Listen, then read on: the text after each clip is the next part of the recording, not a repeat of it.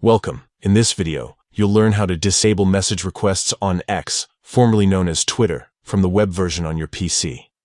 If you've been receiving messages from strangers or want more control over who can contact you, this quick guide will help you adjust your settings easily using the latest update. First, open your web browser and go to x.com. Make sure you're signed into your account so you can access all of your settings. Once you're on the main X homepage, look at the left side of your screen and click on the More icon in the navigation bar.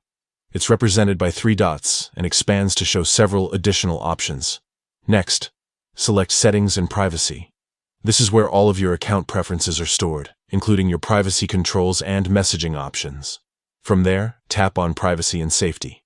This section lets you manage who can see your content and how others can interact with you on the platform. Now, find and select Direct Messages. This menu contains all the options related to your DMs. Under the section titled Allow Message Requests From, you'll see multiple choices for who can send you new message requests. To completely stop receiving message requests from anyone you don't follow, choose No One.